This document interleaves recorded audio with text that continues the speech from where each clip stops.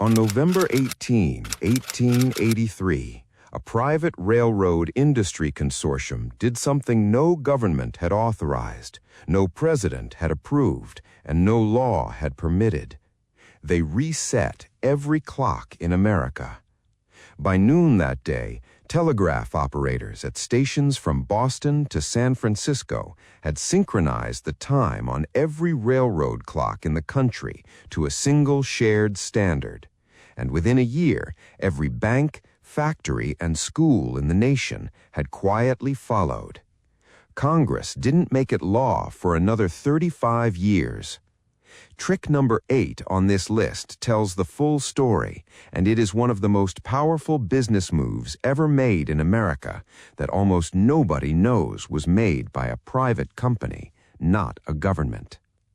Trick number 5 was used to move critical information across thousands of miles of wilderness in 10 days, faster than any government could manage, using nothing but horses, relay stations, and a scheduling system so precise it delivered Abraham Lincoln's inaugural address in 7 days and 17 hours.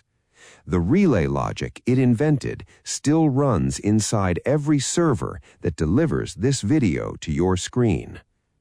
And number 1 ran the internal operations of some of the largest corporate empires in American history, tracking inventory across hundreds of locations, managing thousands of employees, catching fraud before it spread, using nothing but a pen, a ledger book, and a system so elegant it has not been fundamentally improved upon in 500 years. Before phones, before computers, before the internet, these 14 tricks coordinated entire industries across a continent, and every single one of them still works. Hit subscribe, because what you are about to see is not history. It is the operating manual modern business forgot it already had. Number 14. The timetable that ran 110,000 miles of railroad. In 1851, there were 8,836 miles of railroad track in the United States. By 1883, there were more than 110,000 miles of it, running coast to coast across mountains, deserts, and river valleys. Hundreds of trains moved simultaneously in every direction across that network every single day. Some of those trains were running toward each other on the same stretch of single track. There were no radios, there were no traffic lights, there was no centralized control room watching the whole network. There was only a printed timetable and a conductor's pocket watch. The system worked because every crew member on every train understood precisely and completely exactly where every other train was supposed to be and when. The timetable was not a suggestion, it was the entire coordination system. A conductor didn't need to call anyone to know whether the track ahead was clear. He already knew because the schedule told him, and the schedule had been built so that two trains were never supposed to occupy the same space at the same time. The system only broke when a watch ran slow. On August 12, 1853, a Providence and Worcester Railroad conductor checked his watch, calculated he had enough time to reach the next sidetrack before an oncoming train arrived, and proceeded.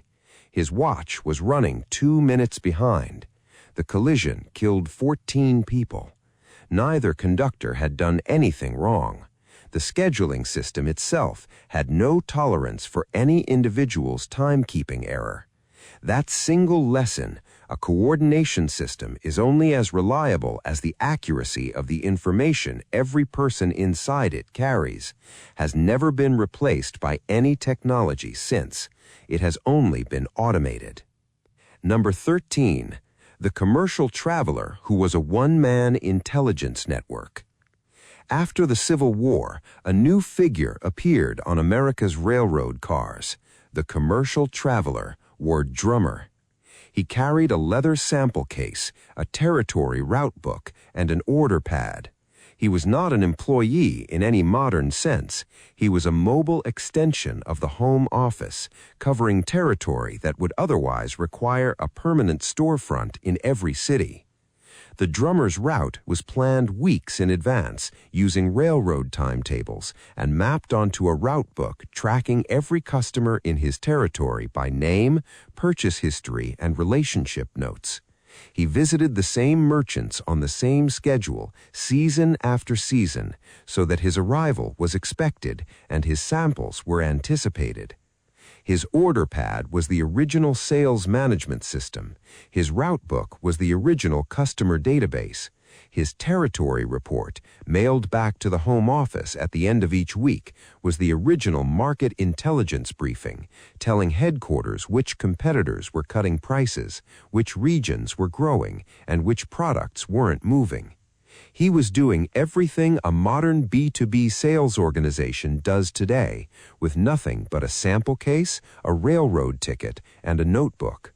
The entire modern field sales force, territory management software, CRM systems, quarterly business reviews, is the digitized version of what the commercial traveler invented on a train in 1878.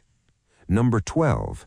The Sears warehouse that Amazon copied 115 years later. In 1893, Richard Warren Sears mailed a printed catalog to rural American households. It was 532 pages long. It offered everything from clothing to furniture to medicines to eventually entire houses that arrived by rail in a crate of pre-cut lumber ready to assemble. The catalog worked because most rural Americans in the 1990s paid catastrophic markups at local general stores, the only store within a day's ride, for goods of mediocre quality. Sears bypassed the local store entirely, ordered directly from manufacturers at scale, and delivered by rail straight to the customer's nearest postal station. But the catalog was only the front end. The back end was a logistics operation of staggering sophistication. By 1906, Sears had completed a 40-acre fulfillment center in Chicago, one of the largest buildings in the world at the time, specifically engineered for the flow of paper orders. A customer's letter entered one side of the building. It traveled through a system of tubes, chutes, and sorting stations, triggering the assembly of that customer's specific order from shelves carrying thousands of different items. The completed package exited the other side, addressed and ready for rail transport. No computers, no barcodes, no conveyor belts driven by algorithms, just a precisely engineered paper flow system and a workforce that understood exactly where every item was and how every order moved. Amazon opened its first fulfillment center in 1997. Richard Sears built the same thing in 1906 on 40 acres without electricity driving a single sorting decision. Number 11. How they controlled a whole industry with a handshake and a ledger. Long before contracts ran to hundreds of pages and lawyers reviewed every clause, American merchants coordinated massive commercial operations on the basis of two things: a recorded handshake and a detailed ledger. The factor system, used extensively in the cotton, tobacco, and commodity trades of the 18th and 19th centuries, placed a trusted agent in a distant market city to act on a merchant's behalf in every respect. The cotton planter in Mississippi did not travel to find buyers for his crop. His factor in New Orleans found the buyers, negotiated the price, stored the cotton, arranged the shipping, collected payment, handled disputes, and remitted the proceeds back to Mississippi, all on commission. When the planter needed cash between harvests, the factor extended credit against the value of the coming crop, serving simultaneously as banker, broker, and logistics manager. The planter might conduct his entire commercial life, buying, selling, borrowing, shipping, without ever seeing the city where all of it happened. The factor's local knowledge, relationships, and market intelligence were his eyes, ears, and hands in the world beyond his land. The entire structure rested on one thing, the factor's ledger entries, which both parties trusted completely, because the double entry system made them nearly impossible to falsify without detection.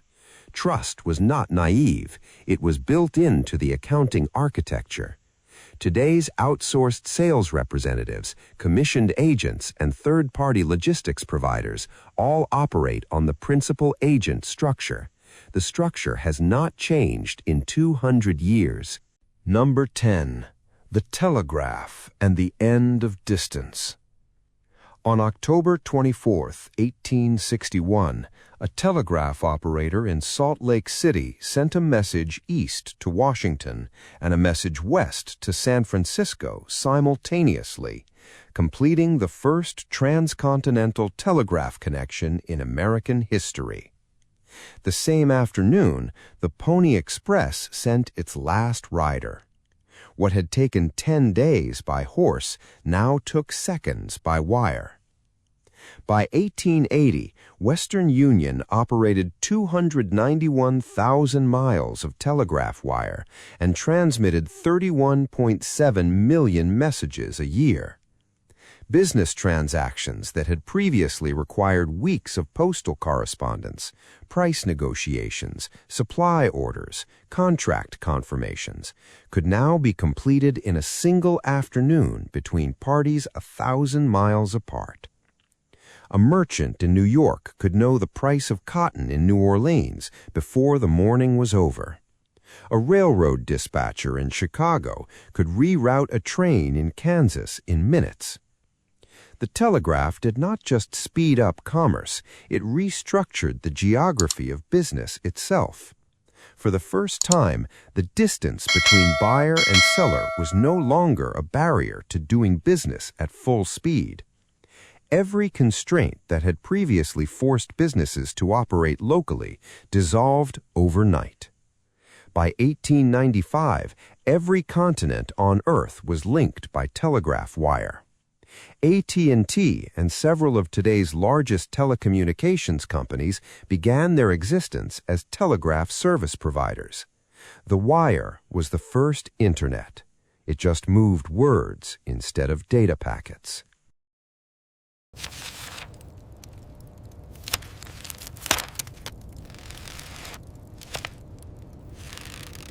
Number 9. The pocket watch that held an empire together. Every single system on this list, the timetable, the relay rider, the telegraph, the factory shift, the mail order fulfillment, depended on one thing that sounds absurdly simple. Everyone involved needed to know what time it was, and they needed that time to be accurate and shared. The pocket watch was not a luxury accessory in 19th century American industrial life. It was a professional tool, as essential to a railroad conductor, a telegraph operator, or a factory floor supervisor as any specialized equipment of their trade. Every railroad office where train crews reported to work was equipped with a standard clock checked daily by a telegraph signal transmitted nationwide. Crews were required to compare their personal watches to that master clock before beginning any shift. A watch running 2 minutes slow was not an inconvenience. It was, as we already established, a collision. The discipline this required, the daily, compulsory, non-negotiable synchronization of every individual's timekeeping to a shared standard, was itself a management system.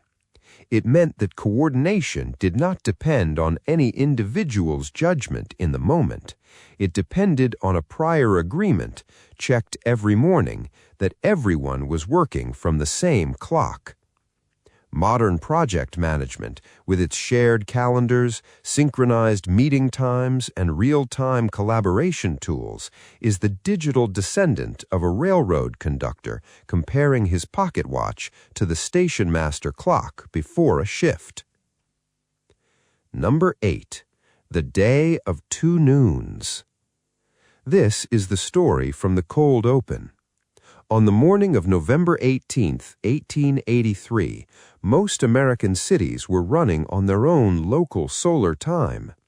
There were over 300 distinct local times in use across the United States, and roughly 100 different railroad times running simultaneously.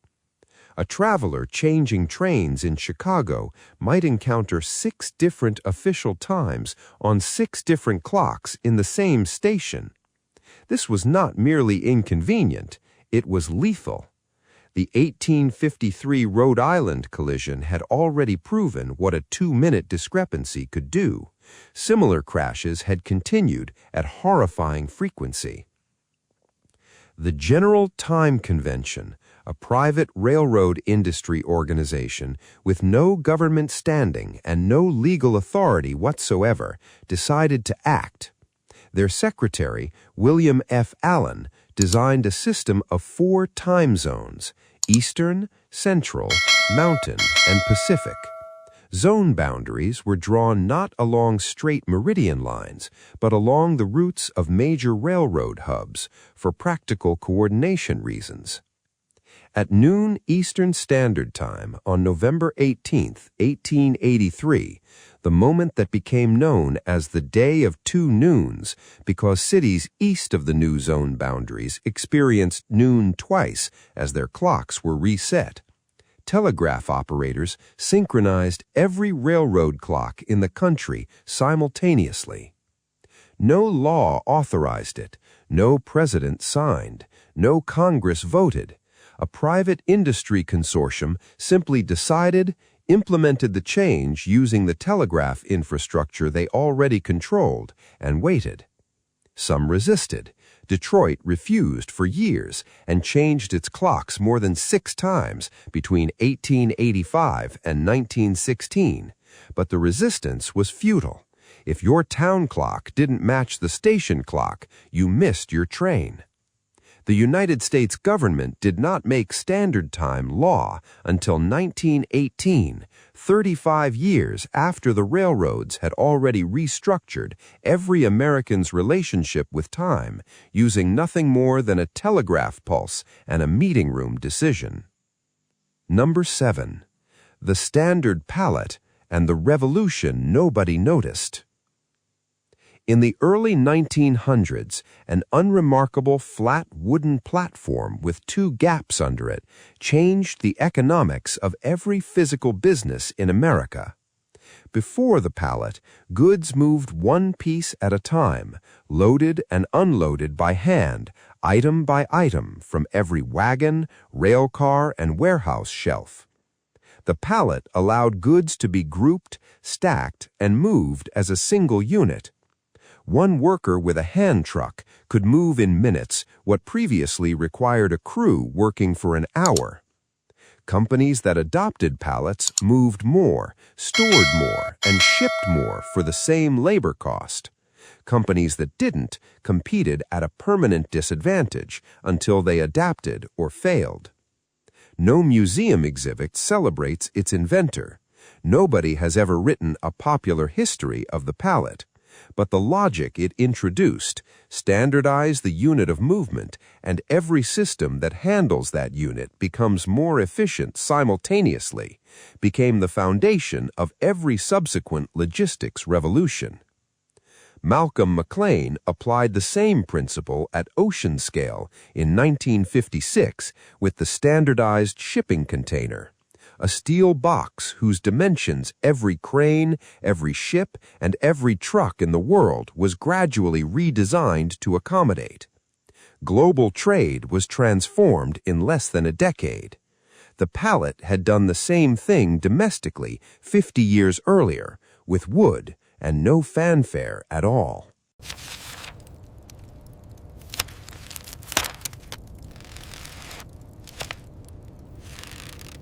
Now, here is what most business history books miss entirely. These tricks were not primitive attempts to do what we do today with computers. They were complete, elegant solutions built by people who understood their problems so thoroughly they solved them without any of the tools we now assume are necessary. The final tricks on this list are where that understanding produced its most enduring results. Number 6. The mail order model and the original e-commerce.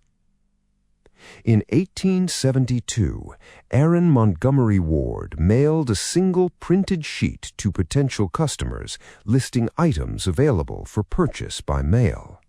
That sheet was the first mail order catalog in American history. Ward's insight was precise. Rural Americans were being systematically overcharged by local general stores that faced no competition. He could undercut those stores by buying from manufacturers in bulk and shipping directly to the customer through the postal system. The United States Post Office's establishment of rural free delivery in 1896, which brought mail directly to any farmhouse in the country, turned Ward's idea into a continent-wide commercial infrastructure. By the time Sears entered the market in 1893, the mail order model had already proven that a business could reach millions of customers it would never meet, sell products they could not physically inspect, and deliver goods to addresses it had never visited, using nothing but print, postage, and the railroad. Every person who believed they invented something new when they opened an online store in 1998 was replicating in a digital medium a business model Montgomery Ward had already stress-tested across 25 years and an entire continent. Number 5. The Pony Express relay that runs your internet.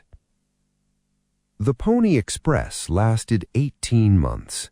It operated from April 1860 to October 1861, covered 1,966 miles between St. Joseph, Missouri and Sacramento, California, and lost money from its first day to its last.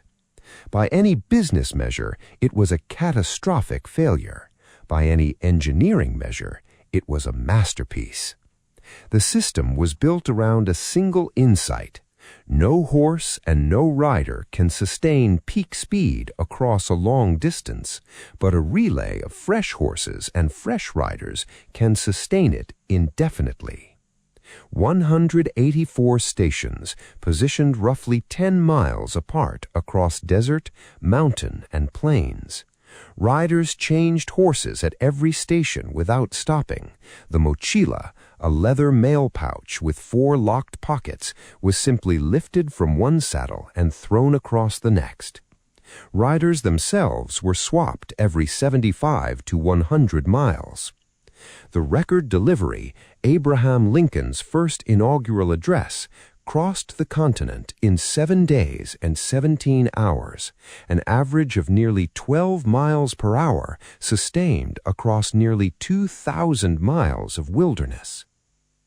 The Pony Express was shut down on October 24, 1861, the same day the transcontinental telegraph line was completed. The wire made the horse obsolete in a single afternoon. But the relay architecture never became obsolete. Break a long route into short segments. Optimize each segment independently. Hand the payload off at each junction without slowing down. That is the exact logic running content delivery networks today. The distributed server infrastructure that delivers streaming video and websites by routing data through the nearest available node rather than sending it the full distance from a single origin point. The Pony Express failed as a business. It invented the Internet as a concept. Number 4. The Singer franchise and the invention of scalable distribution. In the 1850s, Isaac Singer had a problem that sounds like a good problem to have. Demand for his sewing machines was outpacing his ability to manufacture and distribute them. He could not open retail stores in every city. He could not hire enough salespeople to cover the country. The machines were also technically complex enough that buyers needed demonstration and instruction. A catalog description alone was not sufficient to close a sale. Singer's solution was to license independent dealers to sell and service the machines in exclusive territories, trained by Singer, supplied with demonstration models, and working on commission. The dealer carried the customer relationship and the local overhead. Singer carried the manufacturing and the brand. By 1879, Singer was selling 431,000 sewing machines a year across a distribution network spanning not just the United States, but international markets entered in the 1860s. The company did not own a retail store in most of the markets where it sold. It owned the brand, the product, and the training system, and let independent operators carry the rest.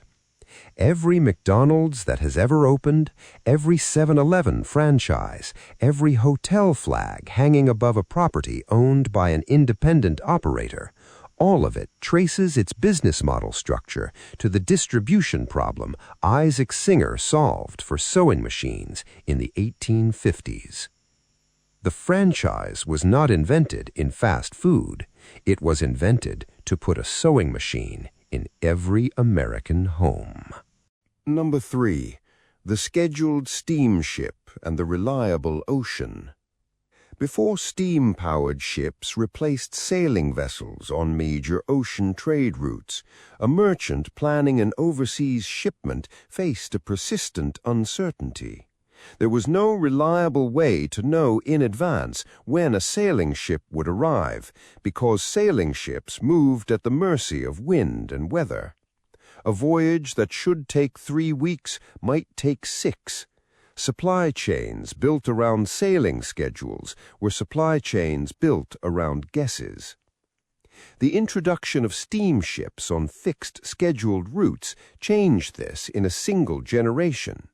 A steamship running the same ports in the same order on the same departure day every month allowed merchants to plan supply chains months in advance with genuine confidence. An order placed in London on a Tuesday could be timed to arrive in New York Harbor on a specific Thursday 6 weeks later, coordinated with a rail shipment meeting it at the dock. The scheduled ocean route made global supply chain planning possible for the first time. It also made the businesses that understood scheduling more reliable than those that didn't. Reliability being, then as now, the thing customers will pay a premium to guarantee. Number 2, the double-entry ledger that built corporate America. Luca Pacioli described double-entry bookkeeping in Venice in 1494. Werner Sombart, writing in 1902, made a claim that sounds extreme until you think about it carefully. Capitalism and double-entry bookkeeping are absolutely inseparable. Capital as a category, he argued, did not exist before the double-entry system. Here is what he meant. Before double entry, a merchant could tell you whether he had made or lost money on a specific transaction. He could not easily tell you whether his entire enterprise, across all its transactions and locations, was profitable or not. The double-entry system solved this by requiring every transaction to be recorded twice, once as a debit in one account and once as a credit in another. Because both sides had to balance, errors and fraud surfaced automatically through the mismatch. A bookkeeper in a distant branch who was stealing could be caught not by catching him in the act, but by finding the entry that refused to balance. This is precisely why the system was originally adopted as an anti-fraud measure, not an accounting convenience. American industrial merchants used this system to manage businesses spread across hundreds of miles and dozens of locations from a single headquarters. A manufacturer in Boston could monitor his Philadelphia warehouse, his Baltimore distributor, and his Charleston factor simultaneously from ledger books delivered by messenger without ever leaving his office. Carnegie used it. Rockefeller used it to coordinate Standard Oil's nationwide refinery network. Every accounting software in the world today, QuickBooks, Xero, SAP, Oracle, is running the same double-entry algorithm Pacioli described when Columbus had not yet sailed. It has not been improved, it has only been made faster. Number 1. The ledger system that never needed an upgrade. This is the trick from the cold open. Every clerk, every bookkeeper, every traveling agent, every branch manager in every far-flung 19th century operation sent their ledger entries back to a central accounting office, where they were consolidated, cross-referenced, and balanced, and where any number that refused to balance signaled a problem somewhere in the network that needed investigation before it spread. The system required no technology beyond ink, paper, and the training to use them correctly. It required no communication faster than a postal delivery. It produced from those minimal inputs a complete, accurate, fraud-resistant financial picture of an enterprise spanning hundreds of locations and thousands of transactions simultaneously. No software has changed the fundamental logic of this system. Every modern accounting platform, every ERP system, every financial dashboard in every corporation on Earth is displaying the output of the same double-entry algorithm, now running in milliseconds on a server instead of days in a counting house, but structurally identical to what was being practiced by American merchants before the Revolutionary War. The greatest logistics trick in American business history was not invented in America.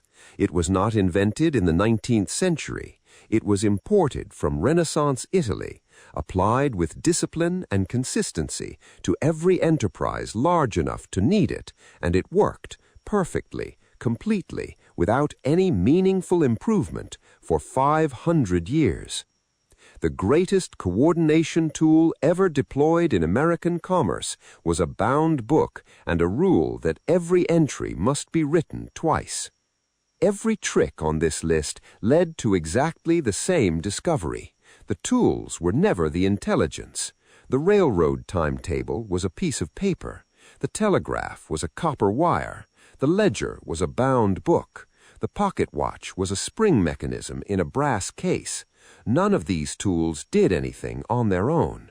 What made them work was the discipline of the people who used them, the clarity of the systems built around them, and the understanding that coordination, getting everyone to operate from the same information at the same time, was the actual competitive advantage. Modern businesses spend billions on software trying to buy that coordination. The men who ran 19th century American empires built it from a timetable and a pocket watch. The question has never been which tool you have. It has always been whether the people inside your system are all working from the same version of the truth. Pick one process in your life or your business, anyone, and ask yourself whether everyone involved is working from the same information. Then come back and tell me what you found.